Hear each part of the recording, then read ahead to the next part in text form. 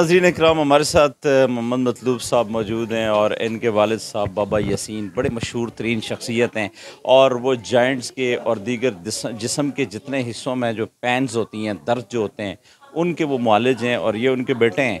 वो पिछले कई 3 दहाइयों से वो काम कर रहे हैं। मतलूब साहब भी जो हैं, ये भी काफ़ी टाइम से इसका एक्सपीरियंस रखते हैं और इनके पास भी बहुत सारे मरीज़ आते हैं, ये उनको एंटरटेन करते हैं।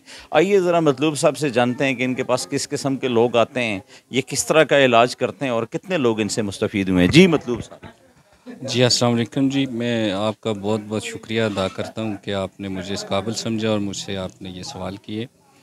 देखें जी, हमारे पास ज़्यादा अरकन नसा शैटिका के लोग आते हैं जिनको ये तकलीफ़ होती है और डॉक्टर जो होते हैं इस चीज़ का ऑपरेट करते हैं या इसके अंदर एक इंजेक्शन होता है जो लगा देते हैं। हम ये दोनों चीज़ें मना करते हैं, ना तो ऑपरेट करने देते हैं और ना ही इंजेक्शन लगाने देते हैं। तो हमारे जो वालिद साहब हैं उन्होंने अरसा तकरीबन 35-40 साल से ये काम शुरू किया हुआ था। तो मुझे ये शौक़ थी बहुत ज़्यादा और मैंने उनके साथ ये काम शुरू किया इस शौक़ से कि मैं ज़्यादा से ज़्यादा इंसानियत की खिदमत कर सकूँ और लोगों को सेहतयाब कर सकूँ। तो ज़्यादा केसेस जो हैं वो मैं अरकन नसा के हैंडल करता हूँ। अच्छा, जिन लोगों को जॉइंट्स में प्रॉब्लम है, सर्जिकल डॉक्टर्स के पास जाते हैं, ख़राब होके बड़े अरसे बाद वो, जिस तरह मेरी 2-3 मरीज़ों से बात हुई तो वो ये कह रहे थे यार डॉक्टर्स के पास वो हो के आए, उनसे वो हल नहीं हो सका। डॉक्टर्स ने इतनी डिग्री ली हुई है, उनके वो टेस्ट करते हैं, पूरे एक्स-रे, दीगर अल्ट्रासाउंड वगैरह करके उनको जो चीज़ समझ में नहीं आती, आप कैसे उसको समझ लेते हैं? देखें जी, बात ये है कि उन्होंने एक डिप्लोमा लिया होता है, एक डिग्री ली होती है, वो उस चीज़ को समझते हैं। हम ये नहीं कहते कि वो गलत कर रहे हैं। वो जो कुछ करते हैं वो इमरजेंसी में जो कुछ उनसे हो सकता है वो बेहतर करते हैं। तो जब हमारे पास आते हैं लोग, हम उनको देखते हैं, शिफा मिन जाने वाला है, कोशिश करते हैं कि बंदा ठीक हो जाए। घुटनों का जो गैप हो जाता है, जॉइंट्स में जितने स्पेस होते हैं उनके लिए हम लोग देखते हैं, 3 दिन का हमारा कोर्स है, तो ये ठीक हो जाते हैं। सर, ये जो L6, L4 और दीगर जो जिनको आम अल्फाज में अगर हम मोरे बोलें जिस्म के, लोगों की ग़िज़ाओं की वजह से, लोगों की वीकनेस की वजह से जिस्म के बहुत ज़्यादा हिस्से जो हैं वो मुतअस्सर हैं हर बंदे के।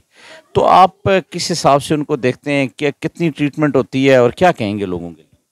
देखिए जी, जिसको L4 L5 की तकलीफ़ होती है वो उसकी एक तो टांग में दर्द शो होती है और दूसरा कमर में उसको शदीद दर्द रहती है। रात को उसको बहुत ज़्यादा तकलीफ़ होती है। उसके लिए फिर हम लोग जब देखते हैं उसे तो हम हर एक चीज़ को समझते हैं। जो नीचे वाले डिस्कें हैं L4 L5 से जो स्टार्ट होती हैं, 5 मोरे ये जो हैं, इनमें मेन एक यही है L4 L5 जिसमें ये प्रॉब्लम हो जाती है। तो गर्दन वाले जितने वो सी मोरे हैं, 7 सी वाले, उन 7 मोरों में एक C6-7 है, इसमें ज़्यादातर एक वेन प्रेस हो जाती है और बाजू में कुछ पेन्स आ जाती हैं, कुछ उँगलियाँ सुन्न हो जाती हैं। तो ये ज़्यादा केसेज़ हम इस चीज़ की हैंडल करते हैं। अच्छा, ये बताएँ कि जो कई लोगों के बाजू टूट जाते हैं, टाँगें टूट जाती हैं, पाँव टूट जाते हैं, वो भी आपके पास आते हैं जिस तरह मेरी एक मरीज़ से बात हो रही है? वो इस तरीके से है जी, यहाँ इस्लामाबाद में तो मैं ये काम नहीं करता हूँ। यहाँ पे सिर्फ़ दर्द के लिए इलाज किया जाता है। जो गवर्नमेंट ने मुझे अथॉरिटी दी है उसके मुताबिक हम लोग सिर्फ़ दर्द के लिए इलाज कर सकते हैं। तो हमारा जो वहाँ क्लिनिक है गाँव पिंड पड़ियाँ तरनौल में, वहाँ हम लोग हड्डियों-शड्डियों का थोड़ा बहुत करते रहते हैं। वो भी जो हमारी समझ में आता है हम लोग देखते हैं, बाकी हम डॉक्टरों के पास रिकमेंडेड करते हैं।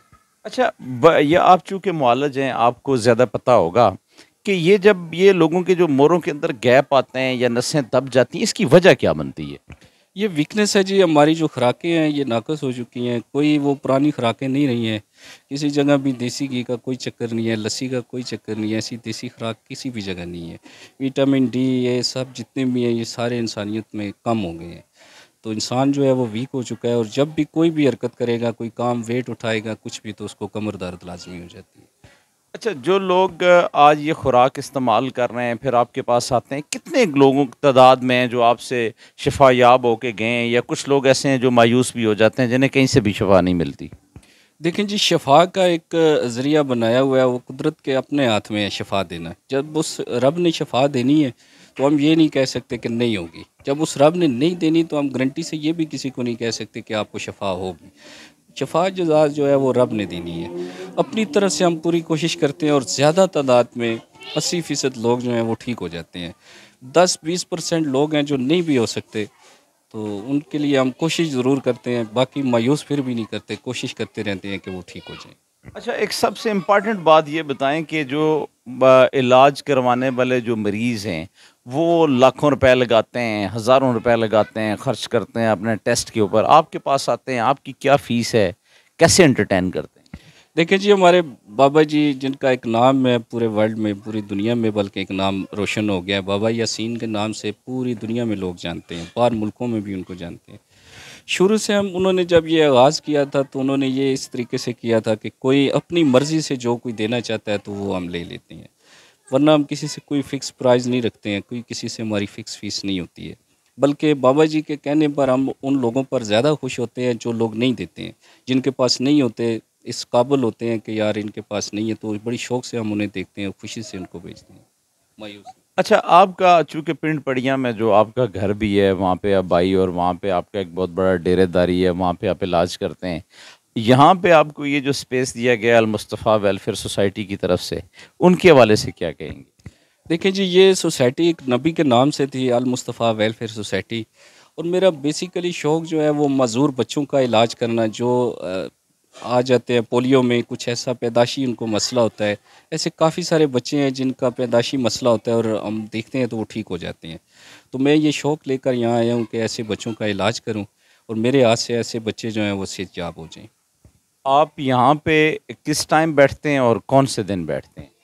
मैं यहाँ पे हर रोज़ बैठता हूँ। एक पीर के दिन हमारी छुट्टी होती है, गाँव पिंड पड़िया में भी वहाँ यही छुट्टी है पीर के दिन, और यहाँ पे भी मैंने पीर के दिन ही रखी हुई है। मैंने यहाँ अपनी जितनी भी चीज़ें हैं वो सारी बाबा जी के उस क्लिनिक के मुताबिक रखी हुई हैं। यहाँ पे कोई ऐसी चीज़ एक्स्ट्रा नहीं की कि जो वहाँ से इधर रिटर्न ना हो। तो छुट्टी भी वही है, तरीक़ाकार भी वही है। तो मैं यहाँ जब के दूर से आना होता है तो 10 बजे यहाँ पहुँचता हूँ सुबह। तो 4 बजे तक फ़िक्स पाबंदी करता हूँ, यहाँ मैं देखता हूँ जी 4 बजे तक। चलें जी, आप ये जो काम कर रहे हैं, ये फ़लाह का काम है। अल्लाह करीम आपसे और फ़लाह का काम ले और आपको मज़ीद कामयाबियाँ दे। जी, आमीन जी, बिल्कुल ऐसे। Thank you.